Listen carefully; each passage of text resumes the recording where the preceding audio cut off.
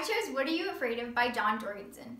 I chose the spoken word because it reminds me that we have nothing to fear when we have God. I hope you enjoy this as much as I do. What Are You Afraid Of by John Jorgensen. I used to be afraid at night, afraid of the dark, afraid that just beyond that point my eyesight allowed me to see there was something lurking. Afraid that the darkness itself would somehow surround me and swallow me up, as if darkness were anything more than just simply the absence of light. I used to be afraid of tomorrow, afraid that who I was would continually dictate who I am, and that who I would be might be someone who I didn't like very much at all, as if there was no such thing as being made new. I used to be afraid of opinions, afraid that though the words would not break my bones, they certainly would shatter my dreams. As if I started doing this for the approval of many rather than the glory of one, I used to be afraid of failure, afraid of losing, afraid of falling, afraid of being wrong, creating busts, and looking absolutely stupid, because who am I to think that I could ever actually make a difference? As if those setbacks were anything more than stepping stones on the path to success. I used to be afraid. Used to. But then I did a little research.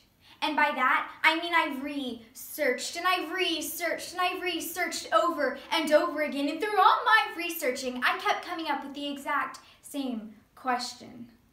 What room does fear have? What room does fear have when I cling to trust? What room does fear have when I lean on hope?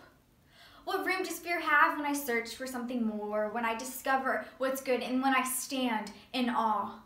When I run with perseverance, when I walk by faith, and when I rest in comfort? What room does fear have when I sing with praise? When I take hold of inspiration, explore the possibilities, and step into freedom? What room does fear have when I discover strength, embrace courage, remember peace, declare truth, choose joy, experience life, and conquer death? What room does fear have when I find perfection in the one place I never thought to look? In weakness, when I'm saved by the most unlikely of heroes, by grace, when I'm invited into a relationship more loving and intimate than I could ever imagine. As a child of God, I'll ask you again, what room does fear have when I step out of the darkness and I bask in the light? When I let the past be the past and the future has no limits. When they can talk all they want, but their opinion doesn't matter. And when failure is nothing more and nothing less than the road by which I walk my path to success. I'll ask you one last time, what room does fear have when in his word he tells me 365 times, do not be afraid? As if I needed to hear that every single day.